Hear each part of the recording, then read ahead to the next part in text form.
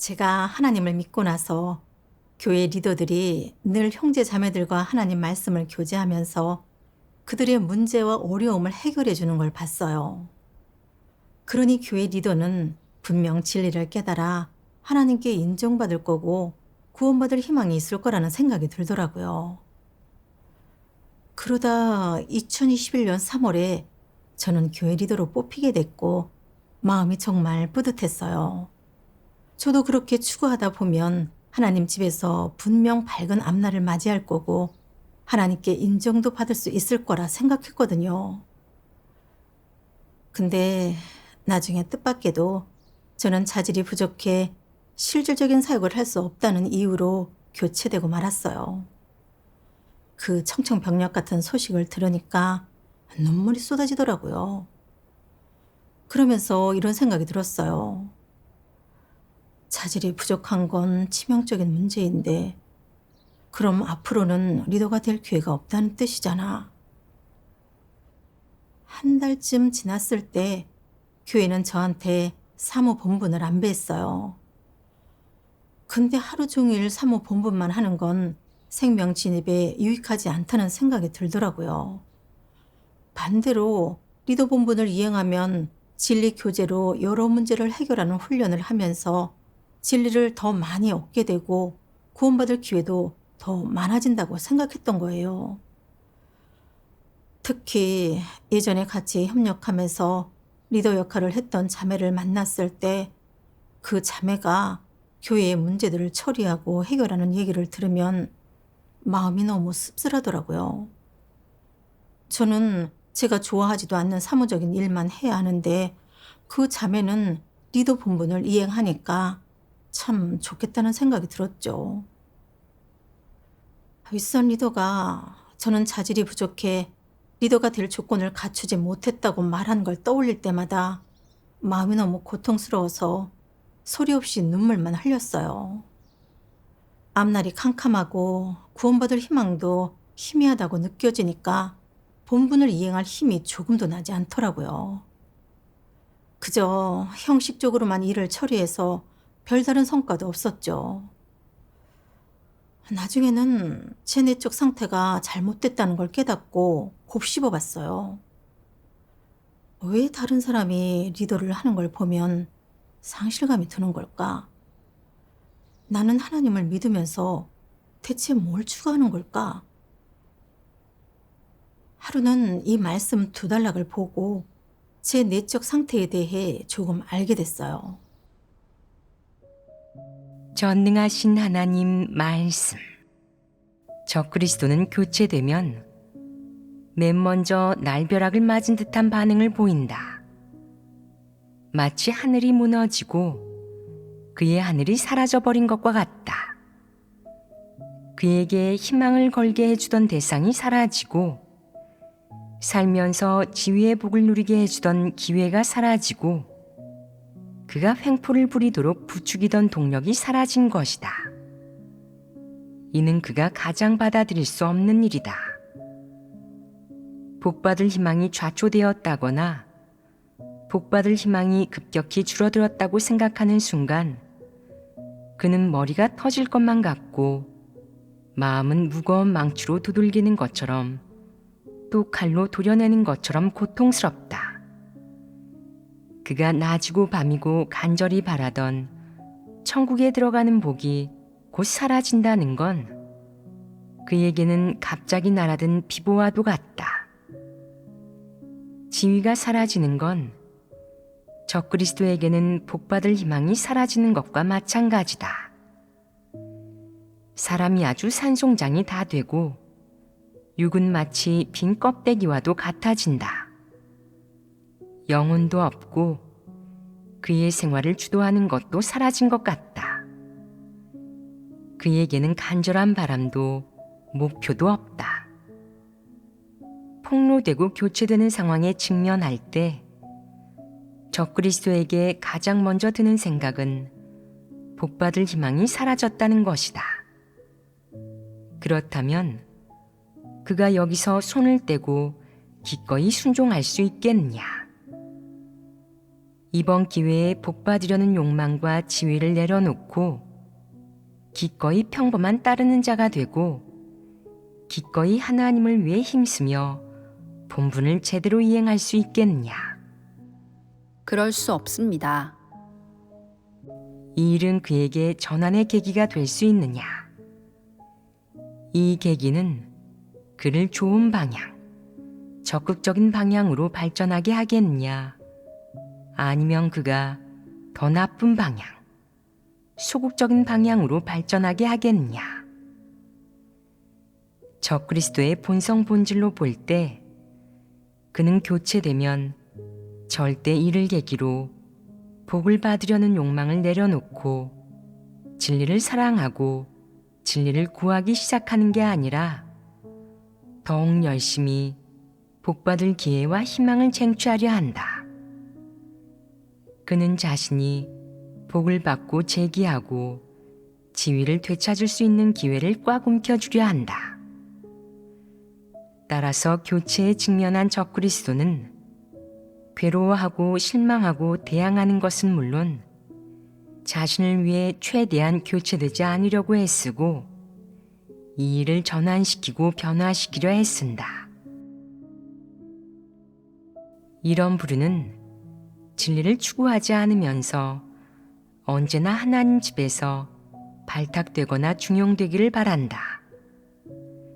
그들은 속으로 하나님 집에서 사역 능력이 있을수록 중용되거나 발탁될수록 사람들이 우러러 볼수록 복을 받고 면류관과 상을 받을 확률이 커지고 만약 사역 능력이 없고 무슨 특기가 없으면 복받을 자격이 없다고 생각한다.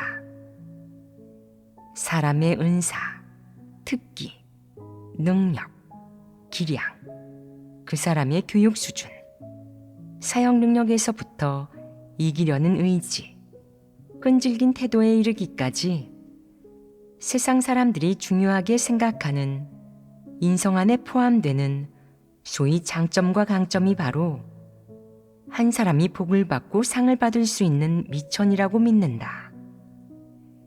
이것은 어떤 기준이냐? 이것이 진리에 부합하는 기준이냐?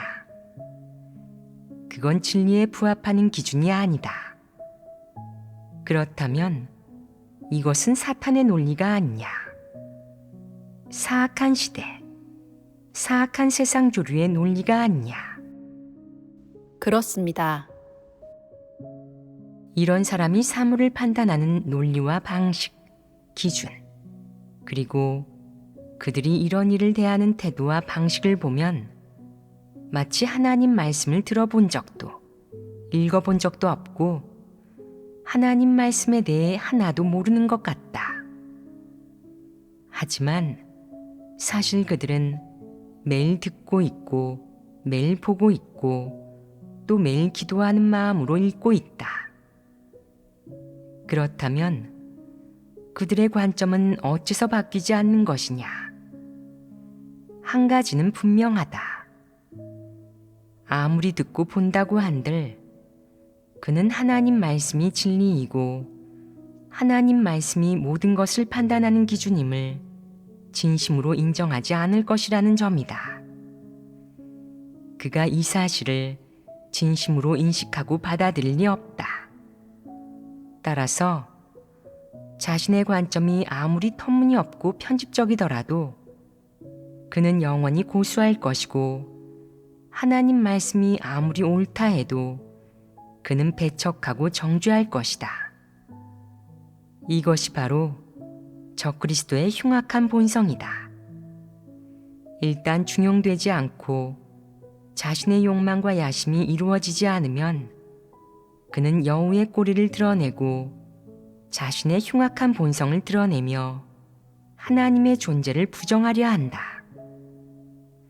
사실 그는 하나님의 존재를 부정하기 전에 이미 하나님 말씀이 진리임을 부정한 것이다. 하나님께서 이렇게 폭로하셨어요. 적그리스도는 일단 교체되면 복받을 희망이 없어졌다고 여기고 순종하며 자신을 반성하고 인식하지는 않고 오히려 소극적으로 변하고 대항한다고요. 그러면서 다시 일어나 지위를 되찾을 망상을 한다고 하셨죠. 적그리스도는 사탄의 논리로 사람과 일, 사물을 간음하면서 하나님 집에서 인정받아 쓰임받을수록 복과 면류관을 얻을 가능성이 더 커진다고 생각해요. 저는 하나님 말씀을 묵상하면서 제가 교체되고 난 뒤의 모습이 적그리스도와 똑같고 이를 바라보는 관점도 적그리스도와 똑같다는 걸 깨달았어요. 제가 왜 그토록 리더라는 지위에 신경 썼는지 생각해 보니까 하나님 집에서 리더로 뽑히게 되면 매일 진리로 문제를 해결하는 훈련을 할 수 있으니까 생명이 빨리 성장하고 구원받고 복받을 가능성도 커질 거라고 여겼기 때문이었어요. 리더로 뽑혔을 때 저는 아주 흐뭇했고 하나님을 믿는 제 앞길이 창창하다는 생각이 들었거든요. 그래서 리더로 있는 동안에는 어떤 어려움도 마다하지 않았고 행여나 드러나서 교체될까 봐 두려워 조심스럽게 리더 자리를 지켰죠. 윗선 리더가 저를 교체하면서 저는 자질이 부족해 리더가 될 조건을 갖추지 못했다고 말했을 때 저는 자질 부족이 치명적인 문제라고 생각했어요. 앞으로 다시는 쓰임받을 기회가 없을 것 같아서 마음이 너무 괴로웠죠. 하나님을 믿는 앞날이 캄캄하고 복받을 희망도 희박하다고 느꼈던 거예요. 그런 잘못된 사상 관점 때문에 리더가 저한테 사무 본분을 안배했을 때 저는 그 본분을 이행하면 매일 외적인 일로 바빠서 진리를 얻고 구원받는데 불리하다고 여겨서 마음속 깊이 싫어했어요. 본분을 이행할 의욕도 안 났고요. 저는 제가 하나님을 믿으면서 추구한 게 지위와 복이었다는 걸 깨달았어요. 지위를 갖는 것과 복을 받는 걸 똑같이 여겨서 일단 지위를 잃으면 복받을 희망이 없어진다고 느낀 거예요. 그러면서 내적으로 견디기 힘들 만큼 고통스러워했죠. 저는 사탄의 관점으로 저울질한 거예요. 이방 세계에서는 승진할수록 발전할 가능성이 크잖아요. 저는 하나님 집에서도 마찬가지라고 생각했어요. 리더로 뽑히면 구원받고 복받을 가능성이 더 커진다고 생각했던 거예요. 근데 그건 하나님 말씀에 전혀 부합하지 않았어요. 하나님을 믿어 구원받을 수 있는지는 어떤 본분을 이행하는지 지위가 있는지와는 상관이 없는 거였죠. 본분을 이행하는 건 피조물이 당연히 다해야 할 책임이고 본분을 복과 상을 얻기 위한 수단으로 삼아서는 안 되는 거였어요. 근데 저는 사무 본분을 맡게 됐을 때 그 본분이 제가 하나님을 믿어 복을 받는데 불리하다고 생각해 하나님께 불만을 품었어요. 본분에 대한 부담도 없었고 심지어 본분을 내팽개치려고까지 했었죠. 저는 제 본성이 적그리스도처럼 이기적이라는 걸 알게 됐어요. 일단 복을 얻지 못하면 언제든 하나님을 멀리하고 배반할 수 있으니 정말 너무 위험했던 거예요. 그 후에 저는 또 이 말씀 두 단락을 보고 구원받는다는 게 뭔지 어느 정도 알게 됐어요. 전능하신 하나님 말씀. 구원받는 것이 어떤 것인지 꿰뚫어 보지 못하는 사람들이 많다.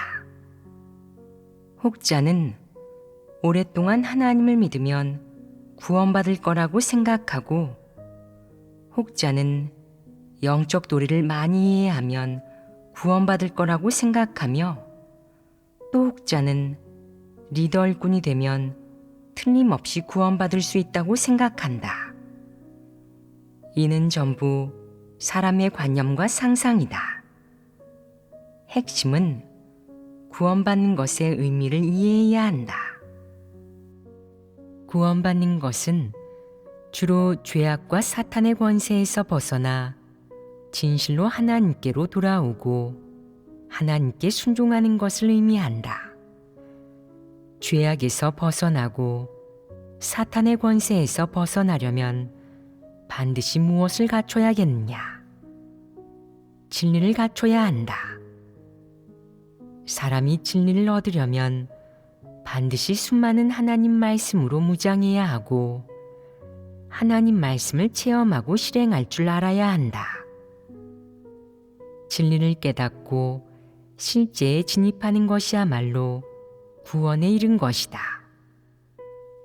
구원받을 수 있느냐 없느냐는 하나님을 얼마나 오래 믿었는지, 얼마나 많은 지식을 쌓았는지, 은사와 재능이 있는지, 얼마나 고생했는지 등과 아무런 관계가 없다.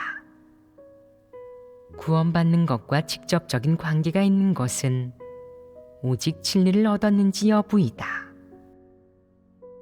그렇다면 지금 너는 마음속으로 얼마나 많은 진리를 깨달았느냐? 하나님 말씀 중 내 생명이 된 것은 몇 구절이나 되느냐? 하나님의 모든 요구 중 어떤 것에 진입했느냐? 하나님을 그렇게 오래 믿었는데 하나님 말씀의 실제에 얼마나 진입했느냐? 만약 내가 모르거나 하나님 말씀의 실제 중 그 어떤 것에도 진입하지 못했다면 내가 솔직히 알려주겠다. 내가 구원받을 희망은 없으며 너는 구원받지 못할 것이다. 내가 지식이 많고 하나님을 오래 믿었으며 외모가 봐줄만하고 말재간이 좀 있고 또한 몇 년 동안 리더 일꾼을 했다고 해도 진리를 추구하지 않고 하나님 말씀을 제대로 실행하지도 체험하지도 않아 참된 체험 간증이 없다면 내가 구원받을 희망은 여전히 없다. 사람이 최종적으로 구원을 받을 수 있는지는 어떤 본분을 이행했는지에 근거하는 것이 아니라 진리를 깨닫고 얻었는지, 최종적으로 자기 앞날과 운명을 고려치 않고 절대적으로 하나님께 순종하고 하나님의 지배에 따르며 기준에 맞는 피조물이 될 수 있는지에 근거한다. 하나님은 공의롭고 거룩한 하나님이며 이 기준으로 모든 사람을 판단한다. 이 기준은 영원히 변치 않으니 너는 반드시 명심해야 한다. 이 기준을 마음에 굳게 새기고 어떤 경우에도 진리 추구의 길을 떠나 비현실적인 것을 추구하려 하지 마라. 구원받는 사람에 대한 하나님의 요구 기준은 영원히 변치 않으며 누구에게나 동일하다. 하나님 말씀을 묵상하면서 깨달았어요. 하나님께서는 사람이 구원받을 수 있는지를 가늠하실 때 사람이 어떤 본분을 이행하는지, 얼마나 고생하는지, 어떤 은사나 특기가 있는지를 근거로 삼는 게 아니에요. 우리가 진리를 깨닫고 얻었는지, 하나님의 지배와 안배에 절대적으로 순종할 수 있는지를 보시는 거죠. 하나님은 리더가 되면 구원받을 희망이 더욱 크다고 말씀하신 적이 단 한 번도 없어요. 중요한 건 사람이 어떤 길을 가느냐에 달려있죠. 리더는 많은 사람을 접하고 많은 일을 겪기 때문에 만약 진리 추구에 중점을 둔다면 진리를 얻을 기회가 더 많고 최대한 빨리 진리 실제에 진입해서 구원에 이를 수 있어요. 근데 만약 진리를 추구하지 않고 글귀와 도리를 갖추는 것에만 만족할 뿐 진리를 받아들이지도 하나님 말씀을 실행하지도 않는다면 아무리 오랫동안 리더 본분을 이행해도 구원에 이를 수 없는 거예요. 다른 본분을 이행한다고 해서 구원받을 기회가 적다는 뜻도 아닌 거죠. 어떤 본분을 이행하든 진리를 추구해 폐계 성품을 해결하는 데 중점을 두고 사람과 일을 바라보고 처신하고 일을 처리할 때 하나님 말씀을 근거로 하며 하나님 말씀의 실제에 진입할 수 있다면 우리는 구원받을 기회가 있는 거예요. 하나님께서 말씀하신 것처럼요. 전능하신 하나님 말씀. 발탁되고 양성되는 이 사람들은 단지 그들의 자질 때문에, 그들의 여러 가지 조건 때문에 먼저 진리 실제에 진입할 수 있는 것에 불과하다. 하지만 먼저 진입한다고 해서 꼭 그들만이 진리 실제에 진입할 수 있는 유일한 사람이라는 뜻은 아니다. 그들이 단지 먼저 조금 많이 얻을 수 있고 조금 일찍 진리 실제에 진입할 수 있는 것뿐이다. 발탁되지 않은 사람들은 그들보다 조금 뒤떨어지지만 그것이 진리 실제에 진입할 수 없다는 뜻이 아니며 진리 실제에 진입할 수 있는지 없는지는 한 사람의 추구가 어떤지에 달려 있다. 저는 예전에 만났던 리더들을 떠올려 봤어요. 어떤 리더들은 자질과 은사도 있고 형제 자매들의 문제와 어려움을 자주 해결해 줬거든요. 근데 정작 자신들은 진리를 실행하지 않고 폐계 성품으로 본분을 이행했어요. 그들은 교회 사역을 방해하고 교란하면서도 끝까지 회개하지 않아 결국 제명됐죠.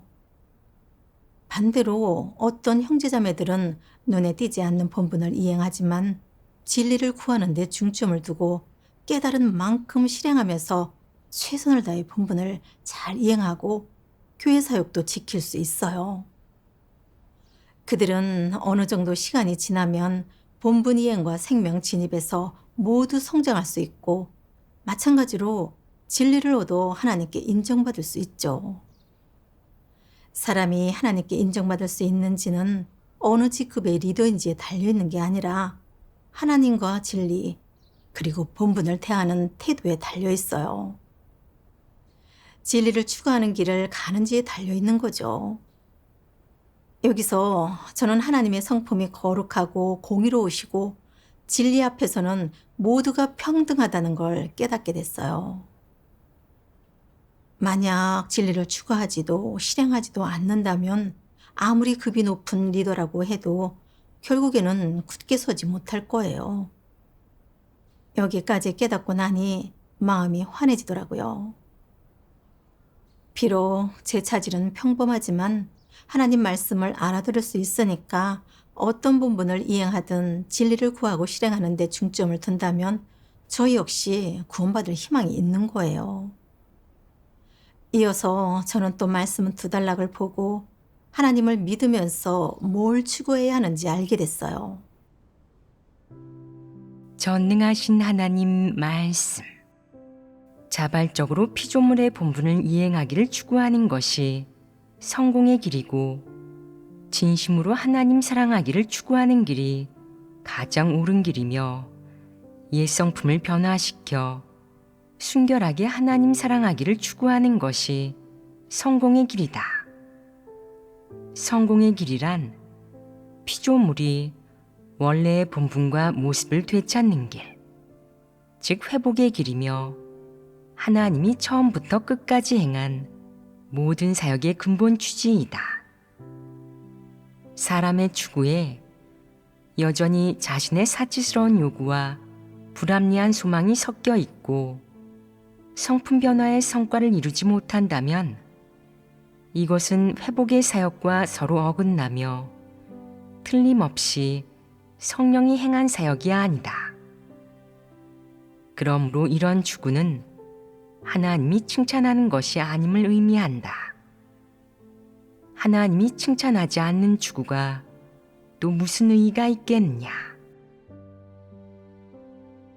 피조물로서 마땅히 추구해야 할 것은 창조주를 아는 것이며 그리하여 피조물의 본분을 제대로 이행하는 것이다.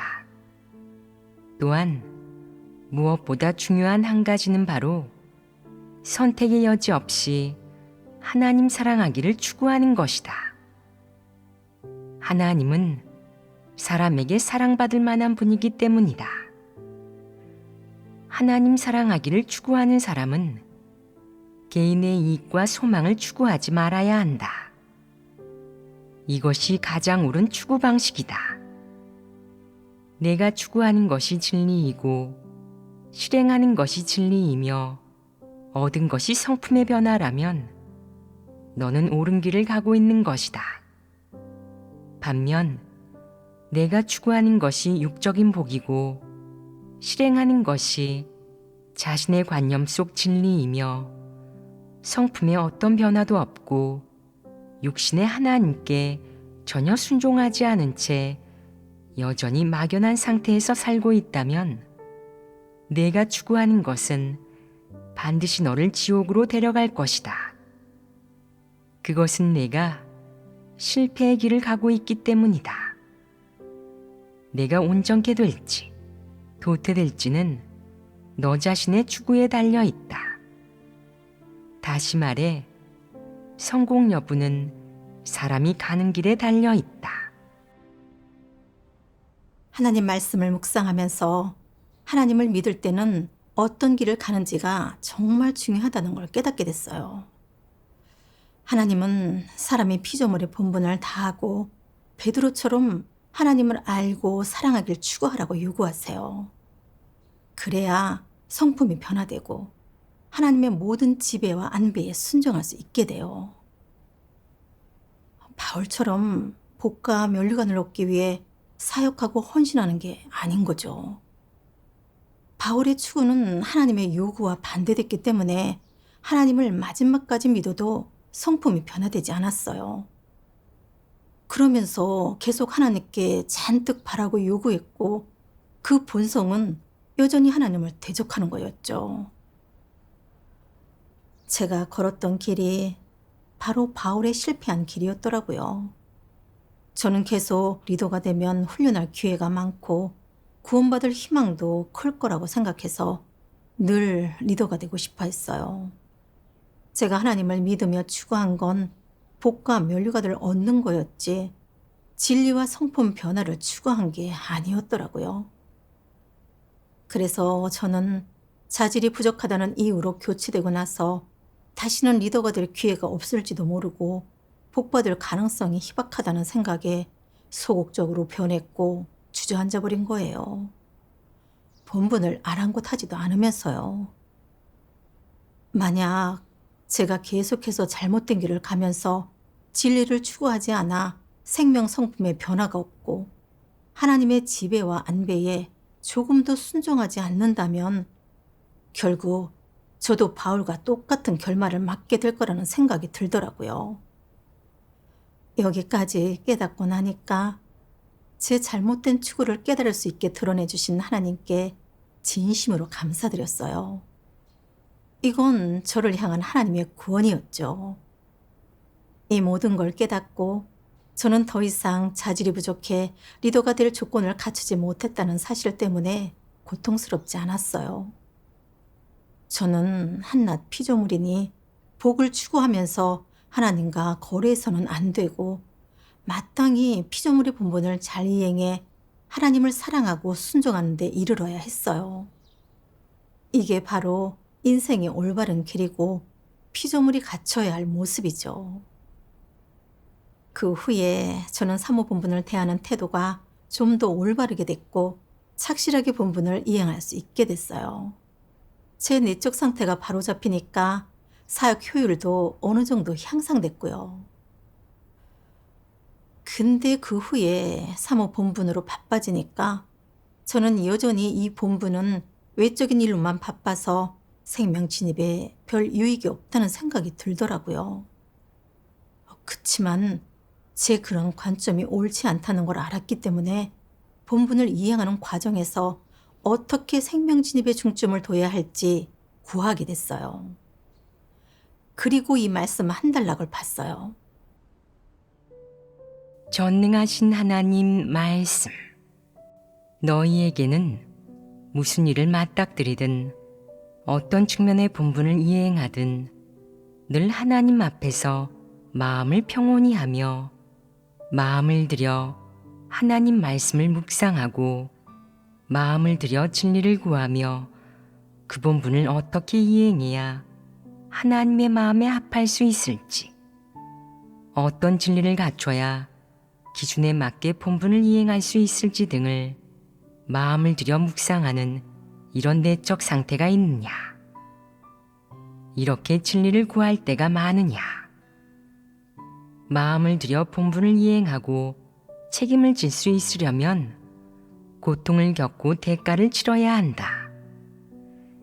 그것은 입으로만 말한다고 해서 되는 것이 아니다.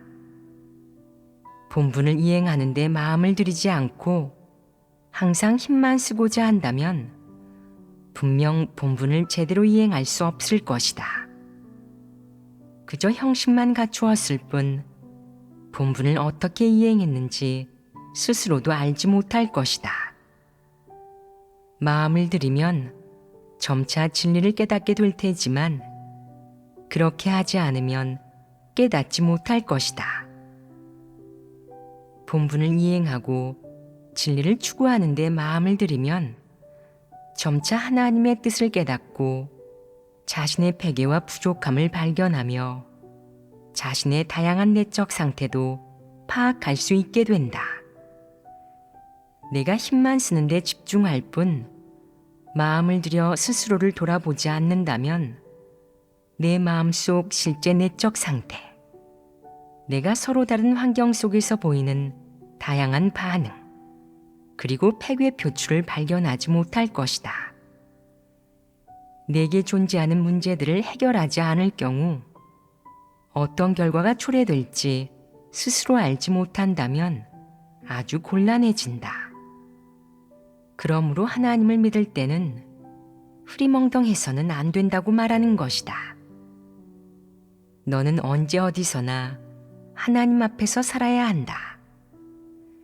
무슨 일이 닥치든 늘 진리를 구해야 하고 그렇게 하면서 동시에 스스로를 반성해 자신의 내적 상태에 어떤 문제가 있는지를 알고 속히 진리를 구해 해결해야 한다. 그래야 본분을 제대로 이행할 수 있고 교회 사역에 지장을 주지 않을 수 있다. 무엇보다 중요한 것은 본분을 제대로 이행하는 데 그치지 않고 생명 진입도 하고 자신의 패괴 성품도 해결할 수 있다는 것이다. 그렇게 되어야 진리 실제에 진입할 수 있다. 하나님 말씀을 통해 깨달았어요. 진리를 얻어 구원에 이르는 건 우리가 어떤 본분을 이행하는지에 달려있는 게 아니에요. 우리가 본분을 이행하면서 진리 원칙을 구하고 자신의 패괴와 부족함을 반성하고 인식하며 나아가 진리를 구해 자신의 문제를 해결해서 본분 이행 과정에서 생명 진입이 있는지에 달려있는 거예요. 만약 우리가 진리를 구하는 데 중점을 두고 본분 이행 중에 하나님 말씀 실행하기를 중시한다면 어떤 본분을 이행하든 진리를 얻을 수 있는 거죠. 지금 저는 사무 본분을 많이 접하고 있는데 만약 제가 무슨 일이든 건성으로 대충 하면서 허술하게 처리하고 진지하게 대하지 않는다면 교회 이익에 쉽게 손해를 끼칠 수 있어요. 또 사무 사역을 하는 건 세상과 단절된 삶을 사는 것도 아니에요. 매일 사람과 일, 사무를 마주하면서 이런저런 생각들이 드러나기도 하죠. 그러니 만약 제가 매일 드러나는 패괴 성품과 마음속 생각들을 통해 저 자신을 반성하고 인식해서 진리 실제에 진입하는 데 중점을 둔다면 많은 공과를 배우고 진리를 얻을 수도 있는 거죠. 여기까지 깨닫고 나니까 마음이 한결 가벼워졌어요. 그 후에 본분을 이행할 때 저는 매일 마음속 생각들을 성찰하는 데 중점을 뒀어요. 책망과 훈계를 받을 때도 주도적으로 진리를 구하고 형제 자매들의 체험 간증을 보면서 다른 사람들은 이를 마주했을 때 어떻게 자신을 반성하고 공과를 배우는지 살펴봤죠. 예를 들어 얼마 전에 형제 자매들이 저한테 성품이 교만해서 이를 만나면 변명하기 좋아한다고 지적해 준 적이 있어요. 그래서 저는 그걸 받아들여 반성하고 인식하면서 관련된 하나님 말씀을 찾아봤고 형제 자매들한테 저 자신을 솔직하게 털어놓으면서 변명하기 좋아하는 문제를 어떻게 해결할지 구했어요. 또 평소에도 시간을 내서 체험 간증글을 쓰고 있는데 그러다 보니 제 사탄 폐괴 성품에 대해 더욱 분명하고 깊이 있게 인식하게 되더라고요. 이렇게 본분을 이행하니까 마음이 평안하고 든든했어요. 이렇게 훈련할수록 제 마음은 더욱 민감해져서 본분 과정에서 나타나는 문제들도 제때 발견할 수 있게 됐고 본분을 이행하면서 하나님의 인도와 축복도 얻게 됐어요. 하나님께 감사드려요.